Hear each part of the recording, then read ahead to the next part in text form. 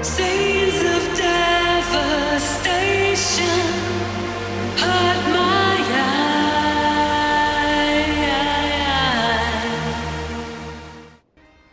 Oh, they don't pay me enough for this shit. Hello, ladies and gentlemen, this is the 5th in a series of 8 videos I'm doing on Transformers Devastation. The following video contains spoilers for the worst chapter in the game. If you have not done so already before watching this review, please play this chapter, and then fucking neck yourself. Hello, everybody. Transformers Devastation, and we're back in the saddle, as it were, thank God. Just finished quite a lengthy recording session. Actually, you know, it wasn't that bad. It was like 30 minutes. I'll take for 6 pages, I'll take a fucking 30-minute recording session any day of the goddamn week. You know, the same script took an ungodly amount of time for no good reason, but with that said, let's get into this. What do we got to work with today? Let's take a look at our weapons real quick. So for this Wheeljack build, I'm going with something a little bit Bernie. We're going with the Bernie Sanders build. We got the Heat Snipper Riffle. We got some Twin Blasters, also thermal, and thermal cutters. I don't know why. This wasn't intentional. That's the thing. That's just sort of the way the RNG fell, is it's just, son, you're gonna fucking have nothing but fire today. That's all my videos are, is nothing but fire, so it's appropriate. And I've also got the slow cannon because I didn't pass economics in school. You know, it's good. It's good shit. I liked this build. This was the only one out of the little bit of testing I did that actually wound up working out. For tech, the rolls weren't too terrible. Got a reversal power up and a melee attack up. You know, it's just... I swear to God, I just hope to the Lord that this fucking setup starts off well. So, this video is... What's wrong with it? It could either spark a conversation about how fucking stupid difficult it is to get a decent setup going in this game, for, like, specific combat verses, and it's also a case study in just how volatile this fucking game is. One moment, please. Need to turn my ceiling fan back on. Jesus. It's way too fucking hot in here. There you go. That's beautiful. Get at least some airflow. I don't care that much about audio quality. Fuck audio quality.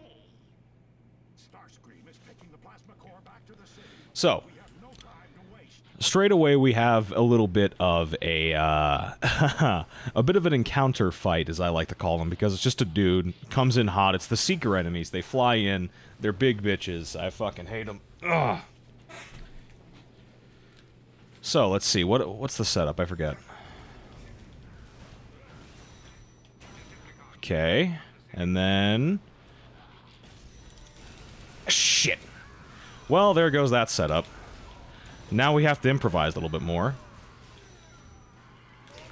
Yep, I knew that was gonna happen.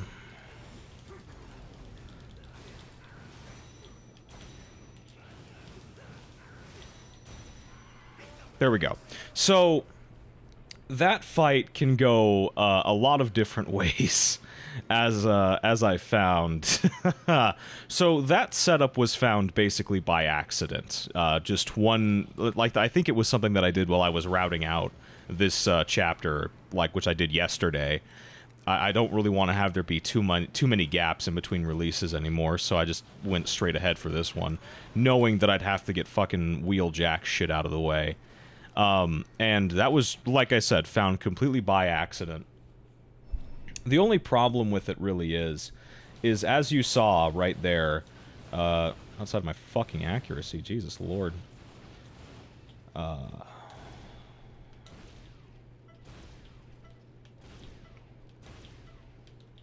Hello? So, outside of that shit show, I'm just doing this for extra weapon drops, because you do not get a whole lot of weapons out of this chapter natively.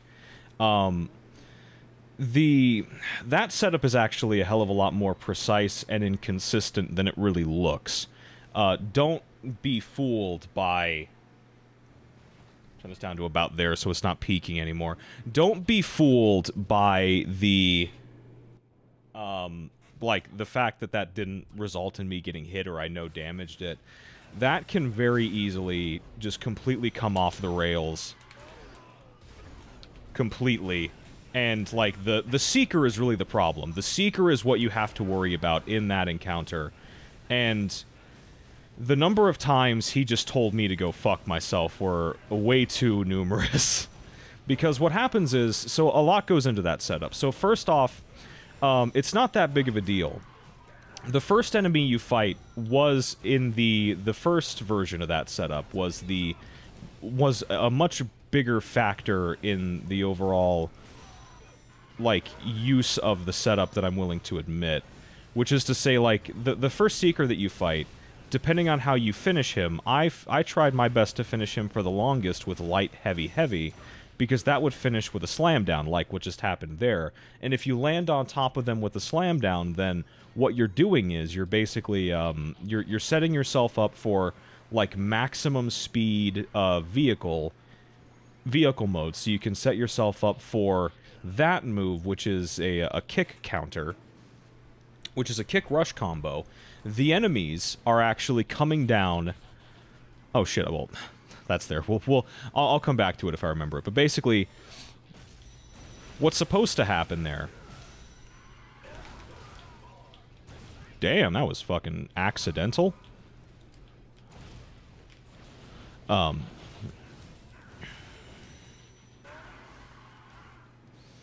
Just gotta come and kick this boy. Like, the two scouts and the Seeker there will actually exit vehicle mode depending on your proximity to them.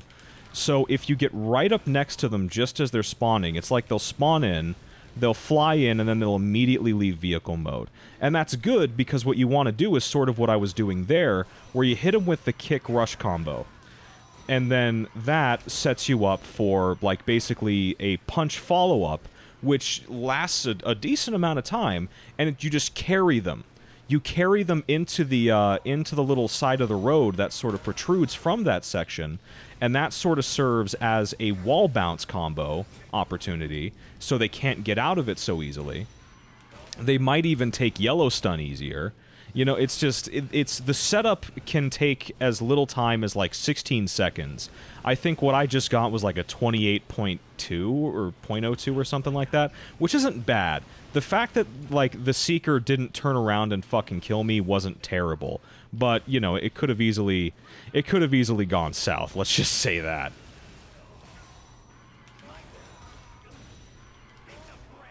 And, this was another verse that I tried really hard to, have some type of setup for, and it also quickly came off the rails.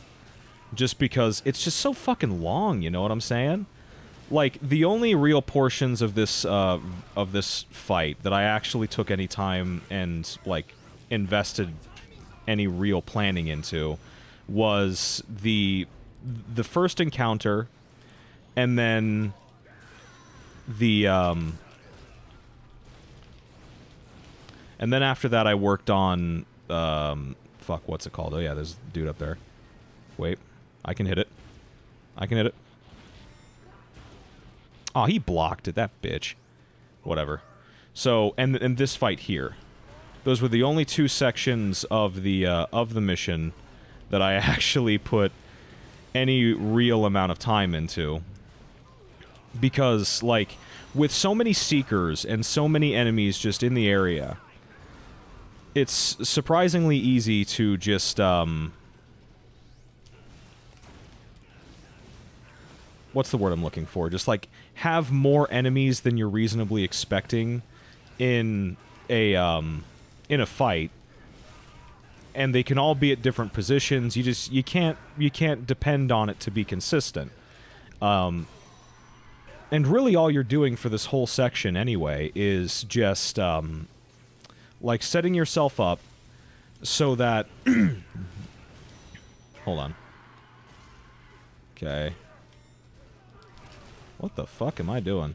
These fucking dodges are terribly timed. There we go.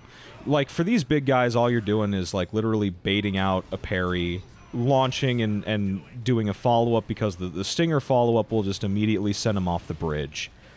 And that's the fight, basically. You know, it's not pretty. It's because, really, like I said, getting setups in this game, and I only really came to this realization after trying to do this well. Setups in this game are very, very volatile. Like, in a ridiculous way. So, after a certain point, I just have to be like, well... And it's needlessly difficult, you know, to get a decent setup off, because enemy RNG plays such a huge part in what moves are going to hit versus which ones, you know, are not going to hit. Like, I've had versions of that setup, the one you just saw for verse 1, where enemies will straight up parry the first hit of the rush combo, and I don't get shit going afterwards, so I just get told to eat dicks. You know what I'm saying? So, this Motormaster Chase is pretty easy. I'm just going to set him up here, hit him with the goo, and then that's going to set him up for a bit of a wall situation. We're just going to leave him there. I'm not going to go for any of the chests or any of the shit like that, because it's sort of irrelevant. It occurs to me that I missed the shooting minigame and the Decepticon flag and the spy drone on the Golden Gate Bridge. I'm not going back for those. They're not that serious. If anything, like, if I ever do a post-commentary run-through of this game, which I honestly might, it sounds like a fun idea, on, like, Prime difficulty or something, then I'll go for that shit, but other than that, not really feeling it, you know? Just, not today. Not in my house. No. So... excuse me. But yeah, these fight verses are surprisingly difficult to set up. This chapter especially... because I'm not used to playing as Wheeljack. I haven't really talked about him much this video, but he's definitely my least favorite of the Autobots to play as. Because a lot of his melee vehicle attacks aren't... They're not gap closers in a way that makes a whole lot of sense to me. So, what I more often than not am doing is, like, I set myself up for something that I think is going to be a solid vehicle attack follow-up. Oh my god, I fucking hate when that shit happens. Because that's a pretty good way to lose most of my fucking ammo. And yeah, shit like that'll just happen where you muscle memory tells me that that vehicle attack is going to end more or less with a with a stinger of some sort, like a gap closer of some type. So I'm able to, like, plan ahead for that, but, you know, Wheeljack just doesn't work that way. A lot of his shit is either it ends with a long-ranged attack, like his, like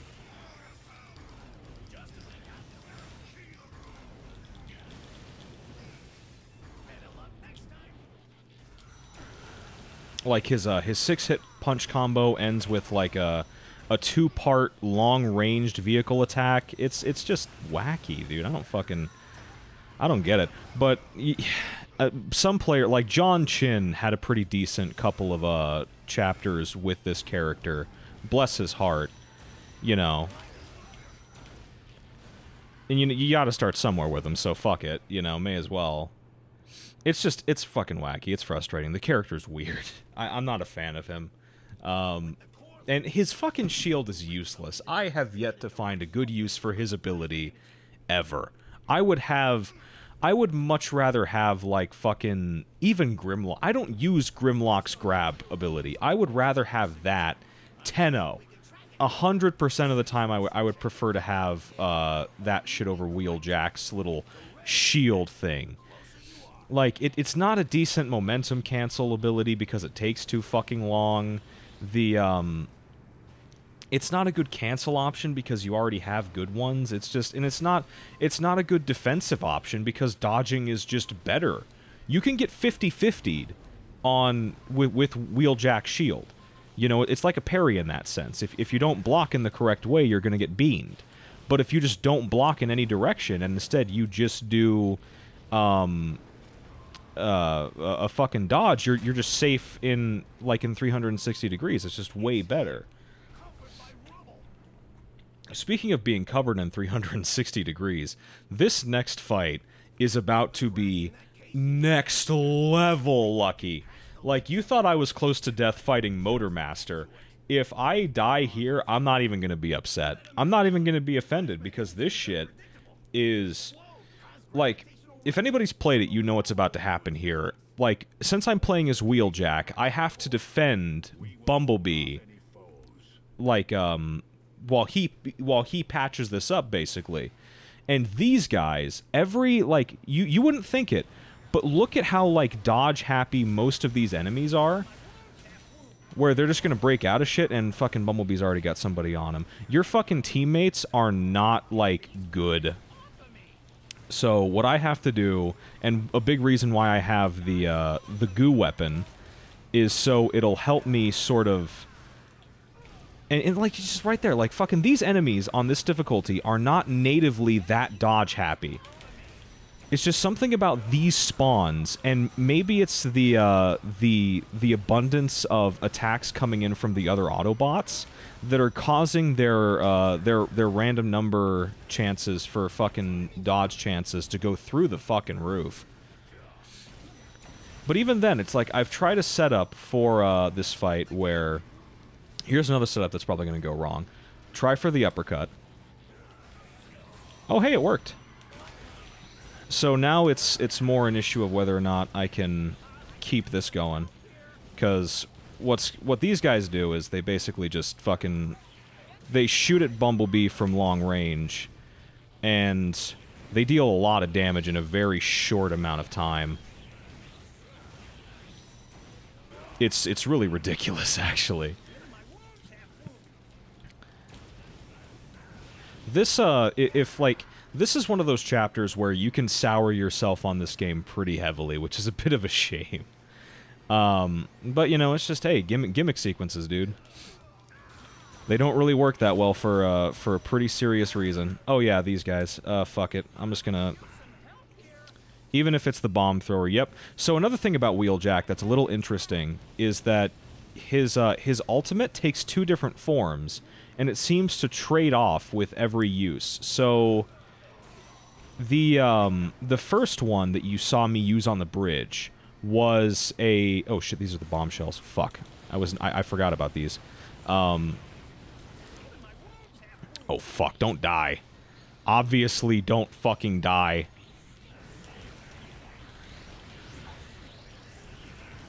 So, the first one you saw was a freeze bomb, basically, that just stuck enemies in place for setup potential. It was interesting to use at the time just because it dealt, like, relatively decent damage, but the one you just saw there was more of a straight-up damage dealer, in the sense that it's, like, in the sense that it's just dealing, like, a big AoE blast in whatever direction you throw it in. That's why I had to make sure I was facing the right way at the time I threw it. So, alright, there we go. Ah, these are all S's. That sort of sucks.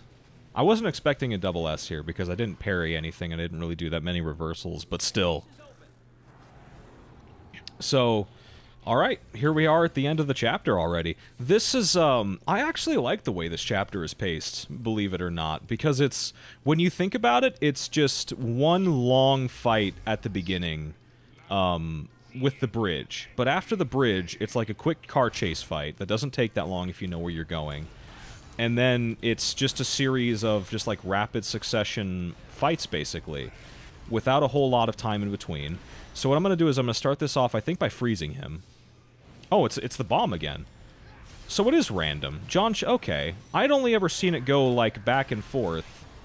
That's wacky. So, the first phase of Menasor is a little bit less interesting than the first phase of Devastator, because if it's possible to, if it's possible to get Menasor down on one knee, like you can with Devastator, and sort of knock him into the surrounding buildings, I don't know how the fuck you do that. That has not occurred to me once in my time with this fucking game.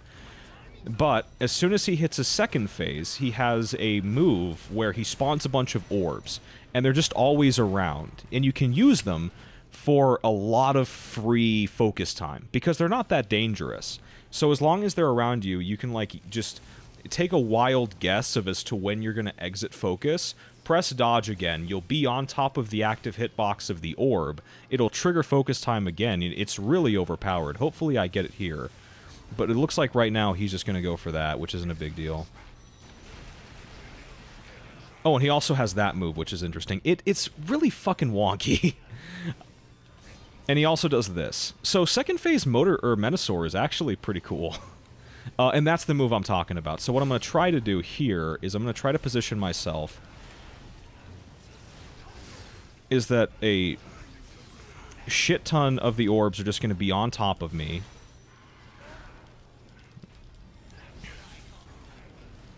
That triggered off of the orbs. That didn't trigger off of the sword. I'm going to take damage here, probably. Nope, I'm not. Still safe, buddy.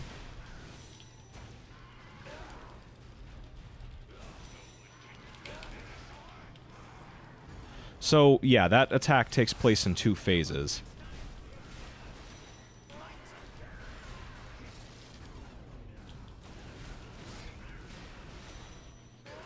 Really nothing too extravagant here, not gonna lie, you know, which is a good thing in a way.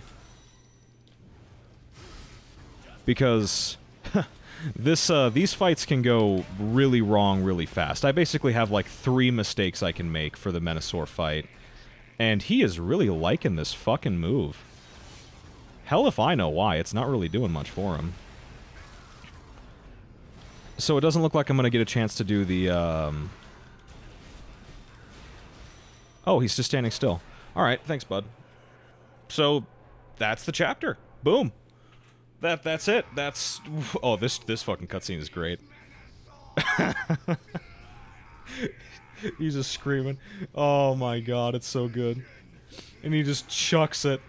Oh, it's so good. It's the best fucking cutscene in the game. Easily. Easily. Oh, it's so stupid. Check the lip flaps on Starscream here. You want to see some budget? You want to see some quality? Give this shit a look. Check it out. Take a good look, buddy. Oh, he's getting blown out. Oh, these lip flaps are terrible. Oh, you think that's bad? Look at this. Oh my god, it's so beta. It's so pre-alpha footage. Jesus Christ. This is... Oh my lord, that shit hurts my soul. That's damage. He straight up went from open to close to open. It's full. It's beautiful. It's magical. There you go, everybody. That's Chapter 4, Possession. Don't at me. I'm so happy, dude. I'm not gonna have to play as fucking Wheeljack again. It's done. It's over. I don't have to play as him anymore. Because here's how the rest of this is going to work. Next chapter is going to be Grimlock, right? That's going to be cool. That's going to reset everything. Reset everything. So now, who I have left is it's going to rotate again, and I have the whole cast to pick from. And you already know that I'm going to use Sideswipe for the last chapter, because that one's volatile as fuck. So I'm thinking I could do maybe Grimlock again, and then Bumblebee again, and then Sideswipe again. It's gonna be great. I don't have to play as this fucking character again. Chapter 4, we're almost through. So, yeah, see you guys soon. Blessed fucking be.